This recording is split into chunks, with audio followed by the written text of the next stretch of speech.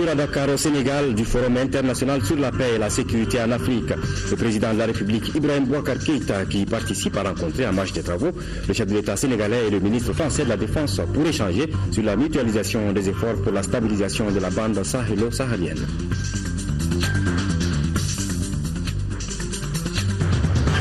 Baisse de température dans notre pays selon Météo Mali. Pour la première décade du mois de décembre, la température minimale était de 19 degrés 1 en 2013 contre 18 degrés en cette année 2014.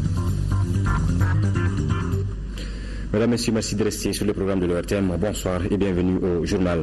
Le président de la République, Ibrahim Boubacar Keïta, est à Dakar au Sénégal où il participe au Forum international sur la paix et la sécurité en Afrique. En marge des travaux du Forum, le chef de l'État a reçu en audience son homologue sénégalais et le ministre français de la Défense. Les échanges ont porté sur la mutualisation des efforts pour la stabilisation de la bande sahélo-saharienne. Compte rendu de nos envoyés spéciaux à Dakar, Mohamed Diarra et Dembaouane. Les premiers mots du président Macky Sall à son homologue Ibrahim Boubacar Keïta sont des mots de remerciement. Selon le président sénégalais, la présence d'Ibrahim Boubacar Keïta à ce forum est la preuve qu'il accorde un intérêt particulier à la stabilisation de la bande sahélo-saharienne. Les deux personnalités ont donc une identité de vue parfaite sur la question sécuritaire. La bande sahélo-saharienne, le Mali, ainsi que tous nos pays aujourd'hui subissent des menaces de forces terroristes. Et c'est donc dans une action concertée et globale que nous pourrons avoir des réponses adéquates. Le forum de Dakar regroupe plus de 300 personnes. Ils sont chercheurs, universitaires et autres experts des questions de développement et de sécurité. En somme, il s'agit de donner une connotation annuelle à ce rendez-vous. Le but étant de faire face aux menaces terroristes. Je pense que nous aurons des résultats très très appréciables qui pourront être institutionnalisés tous les ans, puisque les menaces varient et nous aurons donc à chaque fois l'occasion de revenir sur des stratégies et harmoniser les positions. Parmi les invités de ce forum, le ministre français de la Défense, Jean-Yves Le Drian, a échangé avec le président de la République sur les derniers développements de la situation sécuritaire dans la bande sahélo-saharienne de façon générale et singulièrement celle du Mali. Il faut que les négociations d'Alger aboutissent et nous sommes tout à fait convaincus l'un et l'autre de cette nécessité. Alors, les groupes armés, un message pour eux ? Je n'ai pas à me substituer à la négociation d'Alger. Nous sommes tout à fait convaincus, le président et moi-même, de l'impérieuse nécessité d'aboutir pour la paix durable au Mali. Le président de la République qui prend part à ce forum aux côtés de ses homologues sénégalais, mauritaniens et tchadiens fera une communication à la fin des travaux sur le thème « Quelles priorités pour renforcer la paix et la sécurité en Afrique ?» La Haute Cour et le Parlement de la CEDEAO sont des instruments réglementaires de l'institution. Le Parlement a désormais le pouvoir de légiférer, un processus qui concourt au renforcement et à la légitimation de l'organisation. Des explications avec nos envoyés spéciaux Alousseni Touré et Adama Kamara qui étaient au Nigeria pour les travaux du 46e sommet des chefs d'État et de gouvernement de l'espace CEDEAO. La CEDEAO, c'est également les instruments juridiques et législatifs qui se complètent harmonieusement. La Haute Cour de justice reste un recours pour les citoyens de la communauté, les fonctionnaires de la CEDEAO et les États membres. La Cour de justice a pour compétence d'abord d'interpréter le traité et les différents actes, notamment les protocoles, les règlements, les décisions. La Cour de justice sert également de juridiction de la fonction publique de la CEDEAO. Les agents de la communauté peuvent se pourvoir devant la Cour s'ils s'estiment victimes d'abus. La Cour de justice est surtout juge de la violation des droits de l'homme dans la sous-région. Les actes de la Haute Cour reposeront désormais sur un dispositif législatif constitué par le Parlement communautaire dont les prérogatives sont désormais étendues. À la phase de démarrage, le Parlement a joui d'un pouvoir consultatif, d'un statut consultatif. Mais depuis 2013, nous avons engagé le processus de renforcement de ses capacités pour qu'il puisse devenir un organe législatif à part entière. Et troisième chose, le Parlement aura le pouvoir de contrôler une partie des activités de la commission de la CEDEAO. À l'approche de ses 40 ans d'existence, la CEDEAO affûte son arsenal réglementaire et évolue d'une communauté des États vers la CEDEAO des peuples. Ouverture ce matin d'une série d'ateliers sur le développement de l'accès au logement décent pour tous et son architecture institutionnelle. Le processus ouvert par le Premier ministre Moussa Mara, chef du gouvernement donc, qui a invité les acteurs du secteur à la réalisation diligente de la promesse présidentielle de 50 000 logements en 4 ans. Reportage de Moïse Traoré. Le ministère de l'Urbanisme et de l'Habitat travaille au développement de l'accès au logement décent pour tous. Le premier de 2 ateliers de 2 jours chacun s'ouvre pour déboucher sur une vision commune des acteurs qui devront chacun s'imprégner des fonctions nobles attendues de lui. Élaborer un cadre conceptuel qui permette de clarifier les contours des services à offrir aux Maliens et de mettre le doigt sur la nécessité de collaborations efficaces et durables. Élaborer des plans de performance qui intègrent les améliorations à faire, notamment au niveau de l'architecture institutionnelle et organisationnelle. Et formaliser un schéma d'intégration du changement qui consacre l'imputation des responsabilités collectives et individuelles et qui formalise un cadre de modèle logique spécifique aux questions de logement.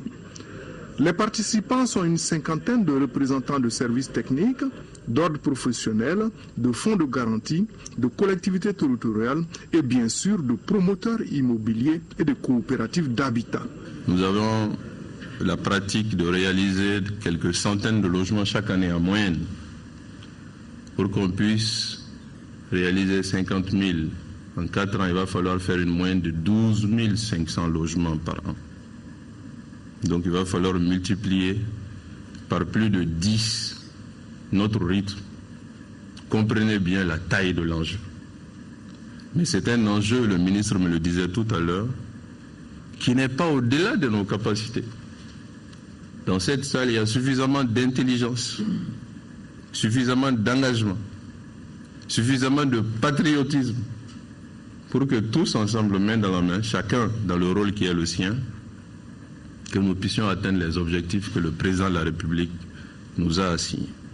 Le deuxième atelier aura lieu en janvier 2015.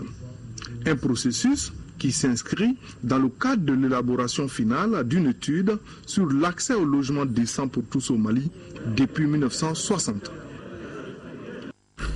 Ouverture hier au CICB d'un séminaire de formation sur le droit foncier organisé par l'Institut de formation judiciaire. Ce séminaire de formation regroupe une 60aine de magistrats venus de toute la région du Mali. Les magistrats discuteront de la problématique des litiges fonciers et des solutions appropriées qu'il faut afin d'assainir le domaine foncier dans notre pays. La cérémonie d'ouverture était présidée par le ministre de la Justice, des droits de l'homme, Garde des Sceaux. Reportage de Mahamoudou Doumbia. La gestion foncière et domaniale connaît de nombreux problèmes qui sont aujourd'hui source de tensions et de conflits. Des personnes détentrices de titres provisoires se voient du jour au lendemain dépossédées de leurs parcelles suite à des titres fonciers créés de toutes pièces et la compensation paraît difficile. Ce séminaire de formation sur le droit foncier est donc une aubaine pour les magistrats qui souvent ont la charge de ces dossiers, souvent plus brûlants les uns que les autres. Il y a là un vrai défi de droit, d'état de droit, du respect des droits et tout simplement de la sécurité juridique. Les pléthores de textes, la multiplicité des intervenants, juges, avocats, notaires, conservateurs de domaines, géomètres, architectes, on en oublie, rendent la problématique foncière plus complexe au Mali. Ce séminaire, par conséquent, sera d'une très grande utilité. Vous verrez, et cela de façon courante maintenant, dans le même espace, il existe des plans d'urbanisme initiaux, des plans réformés, des plans appelés extension. Au cours de ce séminaire de formation, les participants étudieront à coup sûr les cas de retrait de parcelles pour cause de non mise en valeur, les cas de double ou triple attribution, les cas de régularisation d'une parcelle sans retrait préalable au premier occupant. Tant que la répression de ces faux n'intervient pas, il est vain de croire qu'on peut vaincre le contentieux foncier. Suite à 4 jours de travaux, des recommandations et autres résolutions seront adoptées par les participants. Recommandations qui aideront les magistrats à faire face à ces brûlants problèmes de litige foncier dans notre pays. La situation sécuritaire dans le nord du pays se normalise de plus en plus dans le cercle de Rarousse, surtout dans les communes de Haribomo, Inadjatafan, Bambara Maoudé. C'est le constat fait par les services de sécurité présents dans la zone. Envoyés spéciaux Moussa Hari Maïga et Alou Bekone. Axe Douanza, Bambara Maoudé, Inadjatafan, Haribomo. Nous sommes dans le groupement cercle de Rarousse. Parmi ces chauffeurs de profession, un chauffeur spécial de circonstance, connaisseur du terrain pour aller plus vite et attaquer des pistes rurales sinueuses, mais faites de décors charmants et de paysages, à la rencontre des populations, en rencontre intercommunautaire pour asseoir ensemble par elles-mêmes la paix. Et les voilà, ces populations sorties en masse à Haribomo, site de l'accueil, pour rencontrer les hôtes, dont le ministre de la Réconciliation nationale, dans une liesse populaire, faite de parades de chameaux et de chevaux, parés aux couleurs du jour. Un indicateur parmi tant d'autres que la situation sécuritaire s'améliore et se normalise davantage, à côté de la fréquentation des foires locales, grâce à la présence continue des forces armées et de sécurité dans la zone. La situation sécuritaire, depuis un certain temps, s'est beaucoup améliorée, surtout avec la participation et la collaboration des populations que nous avons toujours demandé. L'indicateur, c'est surtout le volume de forains au niveau des marchés. Il y a beaucoup de braquages, et il y a des enlèvements de bétail, il y a des règlements de compte et des assassinats ciblés. Ce séjour du ministre de la Réconciliation nationale dans le secteur du Gourma, Haribomo, Inadjatafam, Bambara Maoudé, a aussi été l'occasion pour ce dernier de rendre visite à la hiérarchie du commandement militaire sur le terrain. Hiérarchie qu'il a saluée pour les efforts d'urbanisation en cours en termes de sécurité, avant de rencontrer chefs de village et autorités religieuses et locales. Toutes les familles de la zone, pour présenter aux parents des victimes de tous les conflits les condoléances de la nation malienne, au nom du président de la République, Ibrahim Boubacar Keïta, dont le message porté en faveur de la paix a aussi été transmis aux participants des rencontres intercommunautaires de Haribomo, commune de Fifo, par le ministre Zahabi lui-même. L'action de l'Union européenne au Mali a connu une diversification importante en 2014, couvrant plusieurs domaines politiques, sécurité, développement et action humanitaire. L'appui de l'Union européenne au Mali en 2014 a atteint environ 151 milliards de francs CFA. L'information a été donnée par Richard Zink au cours d'une conférence de presse au siège de la délégation de l'Union européenne. Reportage de Gary Boupérou. Les 24 pays membres de l'Union européenne ont harmonisé courant 2014 leur engagement pour aider le Mali à relever ces défis. Environ 150 milliards de francs CFA ont été débloqués pour soutenir le Mali. L'Union européenne est intervenue dans le domaine de la sécurité, de l'action humanitaire, de l'emploi jeune, de l'urbanisation, de la relance économique, les fonciers, le redressement de l'éducation nationale, sans oublier la lutte contre la fièvre hémorragique à virus Ebola. Pourquoi tant de faveurs pour le Mali? Il y a un seul pays qui sépare le Mali de l'Europe.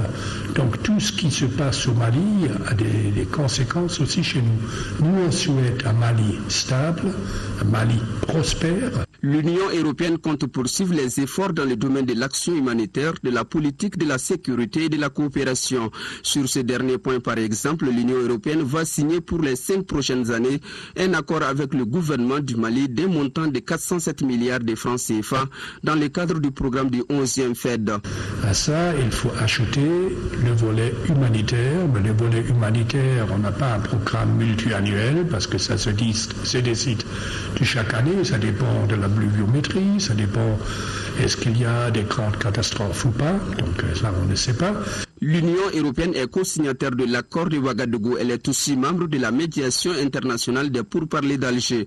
Une fois cet accord de paix signé ici à Bamako, l'Union européenne va ouvrir d'autres chantiers afin de refonder et de relancer intégralement le développement du Mali.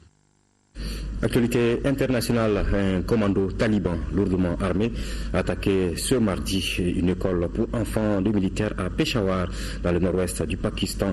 Selon un dernier bilan toujours provisoire, l'attaque a fait au moins 141 morts, en majorité des écoliers, ainsi que de nombreux blessés. La police annonce la mort de tous les assaillants qui étaient au nombre de 6.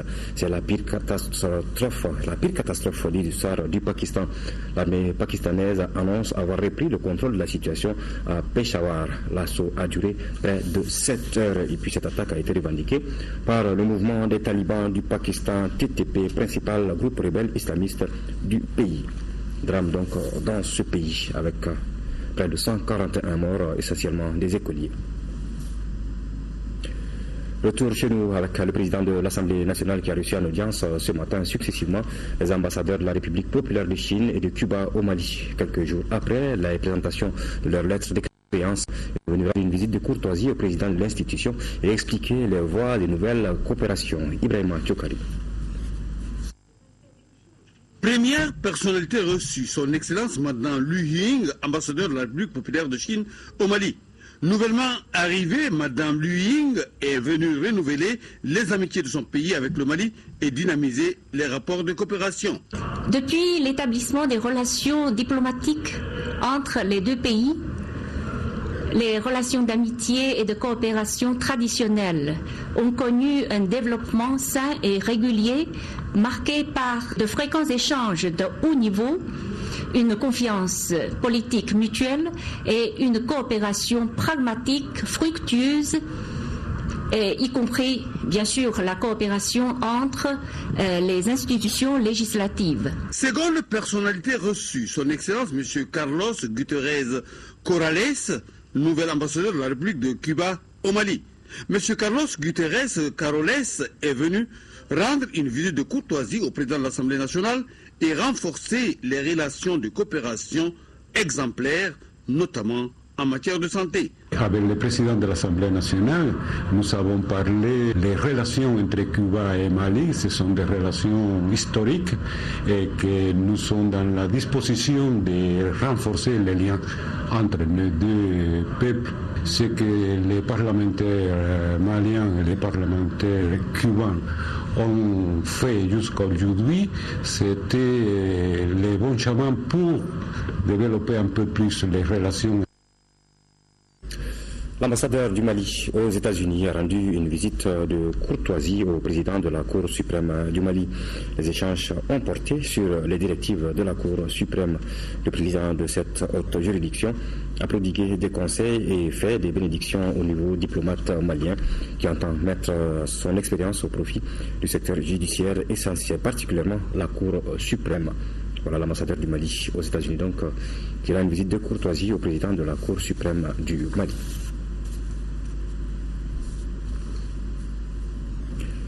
Keita Aminata Maïga, épouse du chef de l'État, a remis des vivres et des kits d'hygiène au village d'enfants SOS de Sanankoroba. Cette remise de dons est suivie d'une visite des lieux. Par ce geste, la première dame veut apporter son soutien aux enfants en situation difficile. Rachel Tessoubé.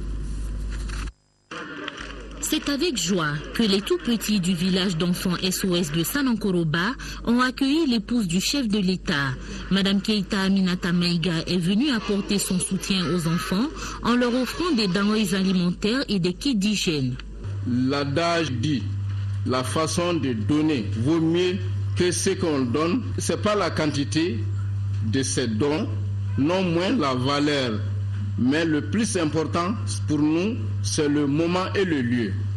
C'est une grande joie et surtout un insigne honneur pour nous de vous accueillir dans une de nos structures de prise en charge des enfants en difficulté, à savoir orphelins, abandonnés et relevant de cas sociaux. Nous vous savons soucieux du devenir des enfants et également de notre environnement.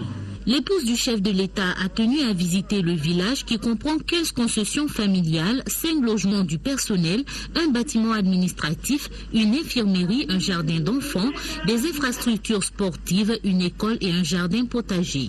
Je suis en tout cas très heureuse de retrouver cette structure qui s'entretient, qui évolue bien.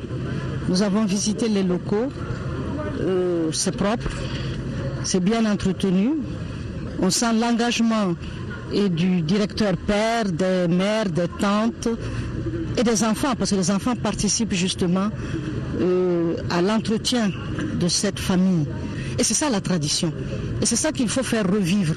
Parce que nous pensons que dans le temps, on vient, on s'assoit. Mais non, quand vous venez, vous êtes dans une famille, Vous êtes dans la famille, vous participez aux travaux de la famille. Je pense qu'il faut les aider, il faut les encourager. J'y étais dedans déjà et je vais continuer. Le village d'enfants SOS a pour mission d'accueillir des enfants orphelins, de leur offrir une mère, des frères et sœurs, une maison. Il les aide à bâtir leur propre avenir afin de devenir acteurs du développement socio-économique du pays. Ouverture ce matin ici à Bamako des travaux du 3e congrès de l'Union nationale des associations des femmes musulmanes du Mali, UNAFEM. Le rapport d'activité, le renouvellement du bureau, l'élaboration d'un plan d'action pour les 5 prochaines années sont entre autres points inscrits à l'ordre du jour de cette rencontre. La cérémonie d'ouverture des travaux était présidée par le Premier ministre. Reportage de Ramata Konaté.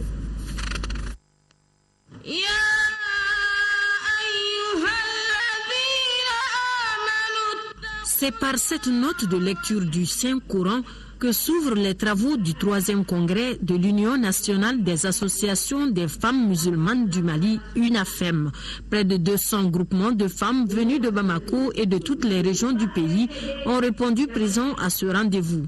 2 jours de travaux sont ainsi consacrés au bilan des activités du bureau sortant. Durant ce mandat, l'UNAFEM a eu des moments de satisfaction. En effet, la famille s'est agrandie. D'une quarantaine d'associations à sa création en 1996, elle compte aujourd'hui 180 associations inscrites, toutes grouillantes d'enthousiasme. Ce mandat s'est déroulé dans un contexte marqué par des pratiques qui ne vont pas avec l'islam. Qu'il s'agisse de l'invasion de notre pays par des illuminés gonflés d'orgueil et de cruauté, qu'il s'agisse des agissements barbares encore en cours au Nigeria ou au Proche-Orient, le tableau dans le monde a été assombri sous le couvert de la foi islamique ainsi détournée. Il se révèle que ceux qui n'ont pas compris que l'islam, la religion du prophète Mohammed, paix et salut sur lui, prône la paix et la fraternité, sont ceux-là même les véritables ennemis de notre religion. Ce 3e congrès de l'UNAFEM est placé sous le thème « Rôle de la femme musulmane dans la recherche de la paix et la réconciliation nationale ». En optant pour le thème qui nous réunit, nous avons fait le choix judicieux d'accompagner les efforts de l'État dans son œuvre de réconciliation des cœurs et des esprits pour recoudre le tissu social et rendre à notre pays, notre cher Maliba, ces valeurs qui subsistent en chacune et en chacun d'entre nous. Les valeurs d'humanisme, de fraternité, d'amour pour son frère et sa sœur, d'amour pour son prochain. Autre point saillant de cette rencontre, la relecture du statut et règlement intérieur de l'Union, le renouvellement du bureau et l'élaboration d'un plan d'action pour les 5 prochaines années. À présent, le contenu de ces deux communiqués, le ministre du Travail, de la fonction publique et des relations avec les institutions, Bokar Moussa Diarra, accompagné d'une forte délégation de son département, a effectué une visite de travail du 11 au 15 décembre 2014 à Rabat, au Maroc. Au cours de cette visite, le ministre et son homologue marocain, chargé de la fonction publique et de la modernisation, ont procédé à la signature d'un mémorandum d'entente en matière de fonction publique et de modernisation de l'administration portant sur les domaines ci-après: le renforcement des ressources humaines, la réforme de la fonction publique, la simplification des procédures administratives et le développement de l'administration électronique. Le ministre de la Culture, Mme Mandiaye Ramatoulaye Diallo, a, elle, pris part les 11 et 12 décembre au sommet africain du financement, résolution Afrique-Marrakech 2014 sur le thème « Financer les villes, agenda, alliance et solutions ».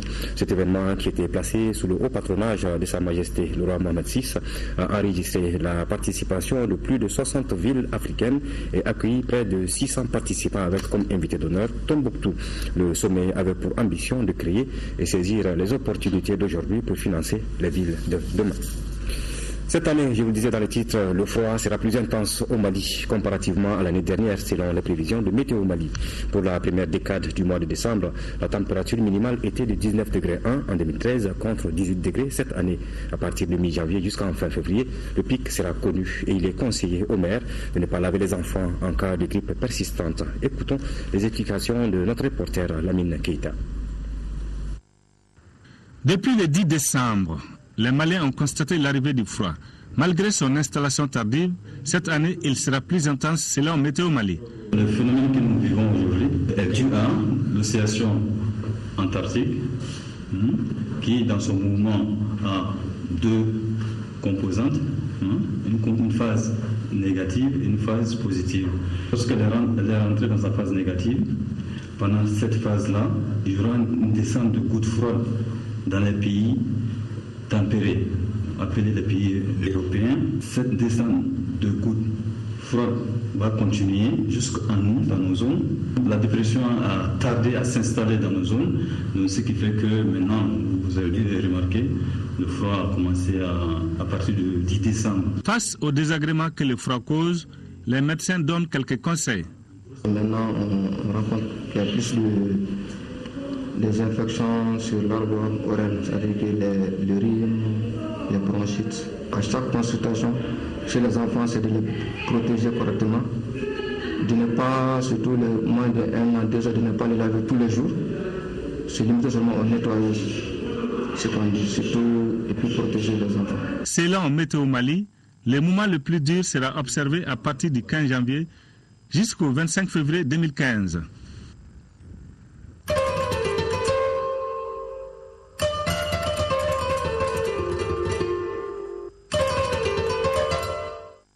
Nous sommes dans la page consacrée à Ebola. L'association de la diaspora malienne pour le développement en Chine vient de remettre des matériels au ministère de la Santé et de l'Hygiène publique d'une valeur de plus de 18 millions de francs CFA. La remise des matériels a été couplée au point de presse hebdomadaire du département de la Santé. Au cours de cette rencontre avec la presse, il ressort que la situation est encourageante puisque présentement, notre pays n'enregistre aucun malade à virus Ebola. Le point des deux cérémonies avec Aldu Matina. La mobilisation du peuple malien ainsi que les partenaires techniques et financiers dans le cadre de la lutte contre la fièvre hémorragique à virus Ebola est en train d'aboutir à des résultats probants et flatteurs. À ce jour, nous n'avons pas connu de nouveaux cas et nous n'avons pas non plus de cas suspects à l'examen. Le nombre de contacts à ce jour est 0. Le nombre de contacts suivis est également 0. Donc 0 contact recensé, 0 contact suivi. En dépit de ces bilans encourageants, la mobilisation doit être démise pour éliminer la pathologie. Je dois rappeler que le centre de traitement a reçu au total 3 patients, dont malheureusement le premier est décédé et les 2 autres sont guéris et libérés. Malgré ce résultat encourageant, le gouvernement appelle la population à la vigilance, invite la population à signaler tous signes pouvant évoquer la maladie à virus Ebola. Justement, c'est dans ce contexte que l'association de la diaspora malienne pour le développement vivant en Chine n'a pas voulu rester à marge. La DMD a remis des matériels au ministère de la Santé en vue de manifester son adhésion à cette lutte commune. Ce don est fait pour toute la population malienne parce qu'on s'est senti comme que ça c'est la vie qui est en danger. C'est pour cela qu'on a pris l'initiative de faire ce don. Les Maliens ont toujours témoigné de leur attachement à la patrie. Aujourd'hui, ce geste correspond à ce que nous attendons d'eux et je ne peux que saluer ce geste salutaire et souhaiter que ça serve d'exemple à d'autres compatriotes vivant à l'étranger. Les matériels aideront les services sanitaires à mener efficacement la lutte contre la maladie à virus Ebola. La lutte contre Ebola est aussi celle de la société civile et de certaines bonnes volontés. C'est conscient de cela que le réseau des ONG pour une citoyenneté participative vient au secours de certaines associations de la place. La première association à bénéficier de ce geste de charité est Sabouliouma de la commune 5. Le don est destiné à appuyer certaines écoles et lieux de culte dans la lutte contre le virus. Reportage de Abdraman Maïga. Contribuer à la promotion et à l'épanouissement socio-économique des femmes maliennes en général et celle de la commune 5 du district de Bamako en particulier. Tel est l'objectif visé par ce nouveau regroupement de femmes. Dénommé Sabouliouma de Bako Djikoroni, cette association qui vient d'être portée sur les fonds baptismaux a inscrit dans ses priorités la sensibilisation de ses membres sur Ebola. À travers cette initiative, elle entend appuyer le Mali dans ses efforts pour contenir ce virus. Nous sommes là, au-delà de cette fête-là, pour véhiculer un message à travers elle-même, ce qu'elles nous diront, ce qu'elles pensent et la lutte qu'elles comptent mener contre ce virus. Et au-delà même de la lutte contre le virus, la maladie à virus Ebola, il y a une autre lutte, la lutte contre le sida. Pour appuyer l'association dans son combat, la présidente du réseau des organisations pour une citoyenneté participative a offert aux responsables de l'association un important lot de matériel. Les dons se composent de kits de lavage, des détergents et du savon. On remercie Madame Katile pour tout ce qu'elle a fait pour nous. Comme on vient tout juste d'avoir le récépissé, on n'a pas assez de fonds. Donc on est à sa disposition si elle peut nous faire des propositions. Juste après le lancement officiel, les femmes ont eu droit à une séance de formation sur la vie associative. La formation avait pour but de les doter de connaissances qui leur permettent de mieux comprendre le fonctionnement et la gestion d'une association.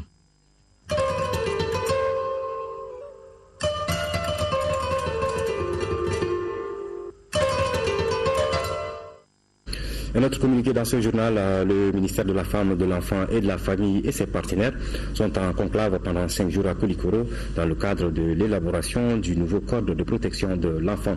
Et il s'agira au cours de cette rencontre d'analyser les instruments juridiques de protection de l'enfant au Mali, de réviser l'ordonnance du 5 juin 2002 portant code de protection de l'enfant CPE, d'élaborer un nouveau projet de code de protection de l'enfant révisé et harmonisé aux instruments juridiques internationaux, de partager enfin le projet de code de protection de l'enfant avec l'ensemble des acteurs intervenant dans le domaine de la protection de l'enfant.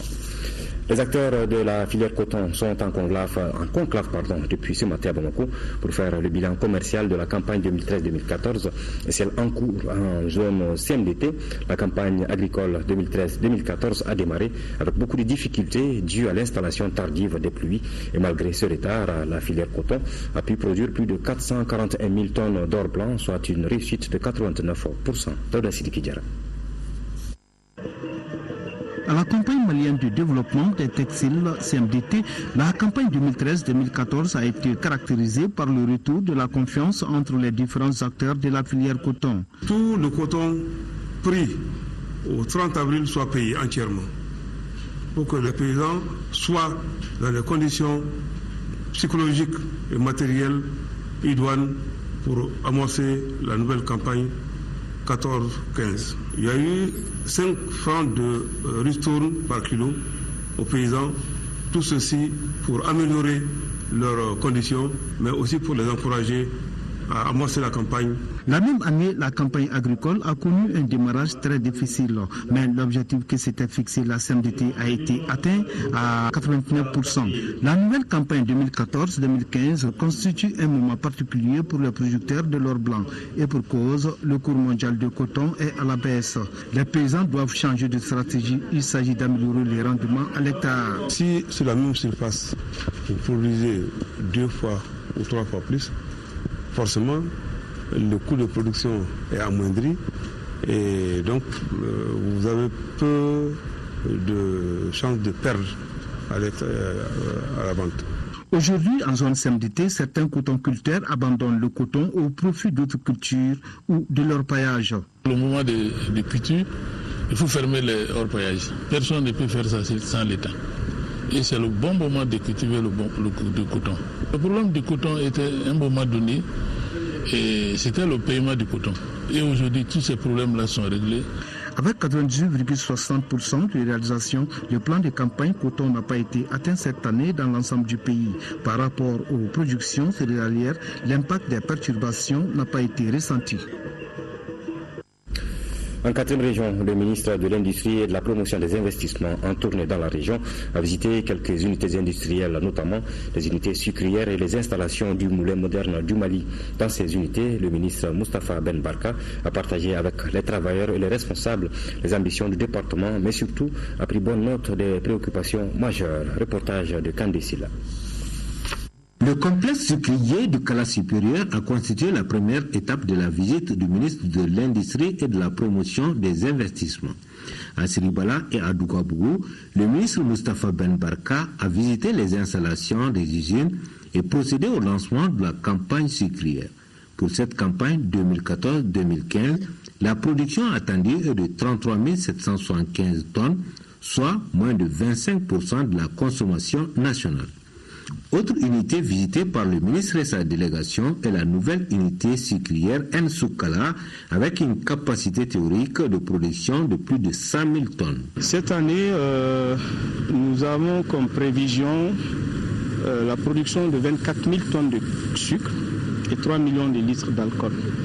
Et la campagne officiellement va démarrer le 8 janvier 2015. Les principaux problèmes constatés ou évoqués par les responsables et les travailleurs sont relatifs, entre autres, à la mévente et à la concurrence déloyale.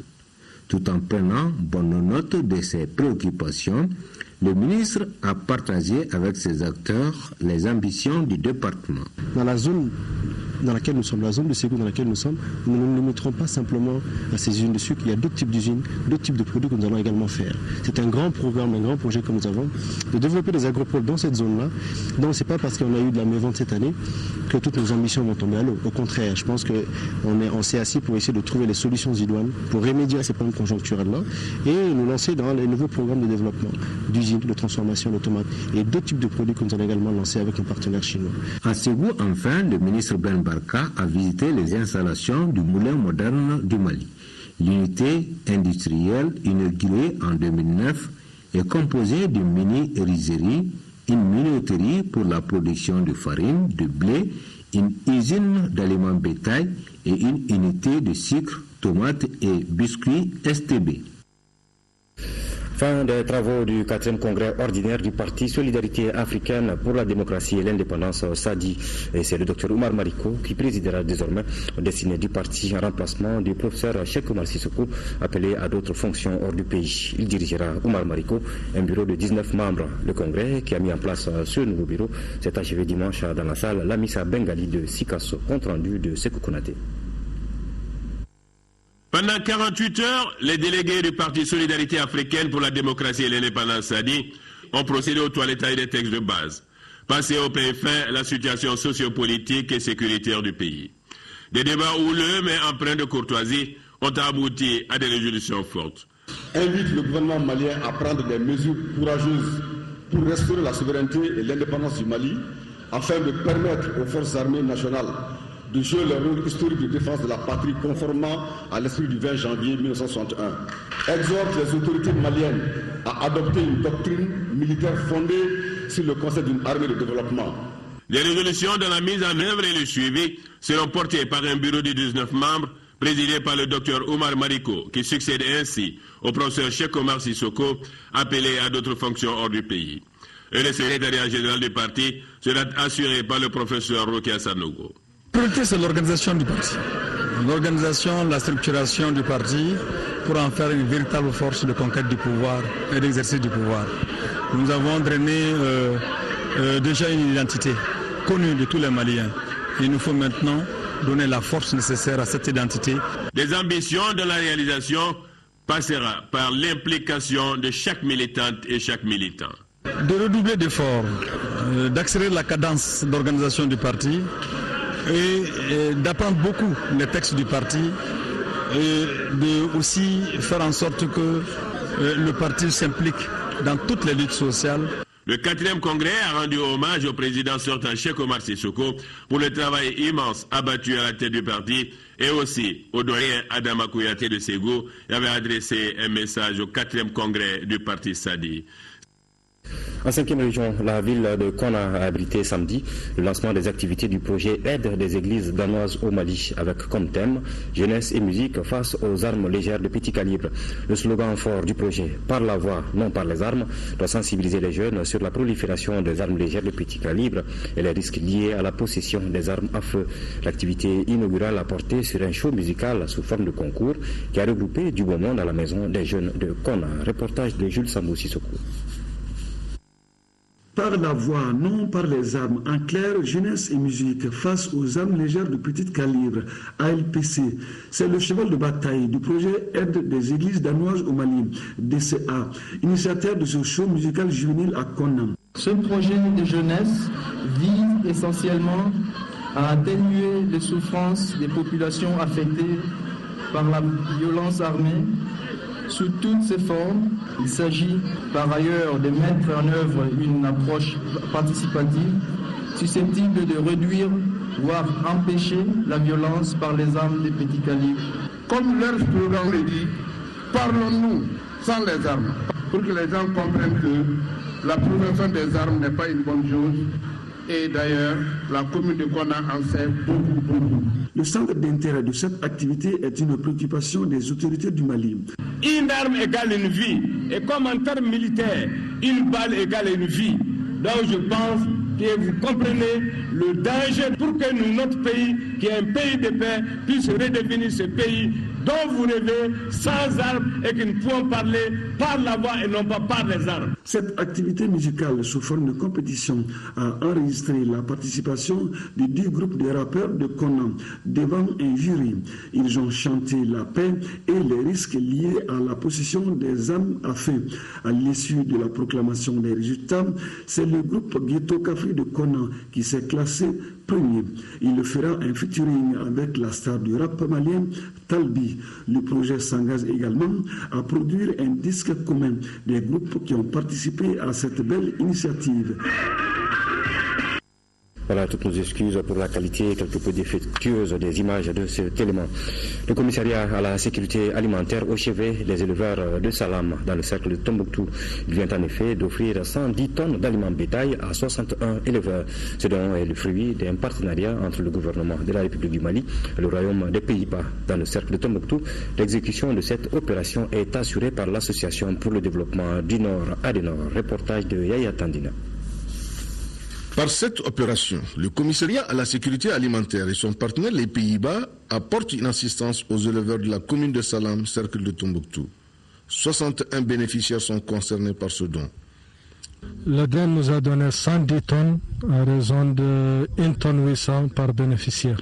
Donc c'est une quantité pas importante par rapport à notre cheptel. Quelqu'un ne voit pas ce qu'on donne, il voit la manière de donner. Nous sommes vraiment très ravis de ce qu'ils nous ont donné et nous lançons un appel pressant à tous les ONG, à l'État et à tous les gens à qui sont concernés par l'avenir des animaux. L'espoir renaît ainsi pour ces éleveurs, compte tenu de la situation du pâturage. Ce don est venu à un moment opportun. Nous, éleveurs de Salam, nous nous réjouissons des efforts consentis par le commissariat à la sécurité alimentaire et ses partenaires. Cette année, les animaux ont trop souffert. L'aliment bétail qui a été financé par le Royaume des Pays-Bas et l'opération a été effectuée par le commissariat à la sécurité alimentaire. L'aliment bétail a été remis aux différents intervenants qui doivent faire la distribution par le commissariat à la sécurité alimentaire. La faible pluviométrie et la montée prématurée du fleuve ont considérablement dégradé le pâturage dans le nord du Mali. À l'occasion des journées portes ouvertes sur le laboratoire central vétérinaire, les résultats des recherches en santé animale ont été expliqués aux paysans. Les délégations sont venues de plusieurs régions du Mali. Reportage de Alpha Maïga avec la voix de Abdul Karim Kaba. Faire mieux connaître le laboratoire central vétérinaire aux acteurs du monde rural, c'est là tout le sens de cette rencontre. La rencontre est dénommée Journée porte ouverte. Elle a regroupé les participants venus de l'ensemble des régions du Mali. Avoir des élèves de la région de Kidalko qui vont participer à cette connaissance pour vraiment apporter une solution à beaucoup de problèmes qu'on avait, surtout les maladies de bétail. On a beaucoup de maladies. Vraiment aujourd'hui, que nous ne connaissons pas vraiment les solutions. Et je pense qu'ici, à partir de cet laboratoire, il y a des connaissances vraiment qui peuvent solutionner à nos problèmes. Kidal et nous, alors chacun a sa façon de mener sa recherche à son niveau. Alors les contraintes au niveau de Kidal peuvent être différentes de ceux de Sikasso. À Sikasso, je peux avoir des contraintes de variété. Kidal peut ne pas avoir des contraintes de variété. Aujourd'hui, le laboratoire central vétérinaire est une référence dans la sous-région, un outil de développement pour le monde paysan. Nous sommes compétitifs dans la mesure où, avec un vivier de chercheurs que nous avons, nous sommes vraiment compétitifs. Nous sommes laboratoire de référence, en tout cas au niveau sous-régional pour certaines maladies. Et ensuite également, beaucoup de nos chercheurs également sont sollicités à l'extérieur. Les journées portes ouvertes sont une initiative de la direction du laboratoire central vétérinaire de Bamako. Et puis voilà, vient de paraître aux éditions La Sahélienne, Nation en sommeil. C'est un livre d'Aboubacar Maïga qui a travaillé un moment à l'ERTM comme journaliste reporter avant d'intégrer le corps professoral de l'Université des Lettres et des Sciences Humaines de Bamako. Il prépare actuellement un doctorat en littérature comparée à l'Université d'État de Saint-Pétersbourg en Russie. Inspiré d'un simple reportage sur la salubrité à Bamako, Aboubacar Maïga décrit et dénonce son monde, son vécu, son environnement. Nation en sommeil relate surtout les tragédies, les progrès ou encore les rêves au Mali, en Afrique et dans le reste du monde sur les 20 dernières années. Ce livre, déjà dans les librairies, est préfacé par notre collègue journaliste Alassane Suleiman, actuellement conseiller technique au ministère de l'économie numérique, de l'information et de la communication. Un livre à lire à tout prix. Et puis vous pourrez suivre juste après ce journal l'intégralité de la déclaration de livret de mot d'ordre de grève du syndicat national de l'éducation de base, déclaration du hier lundi. Voilà, c'est tout pour ce journal. Merci de l'avoir suivi. Bonne suite des programmes sur votre télévision nationale. Bonsoir.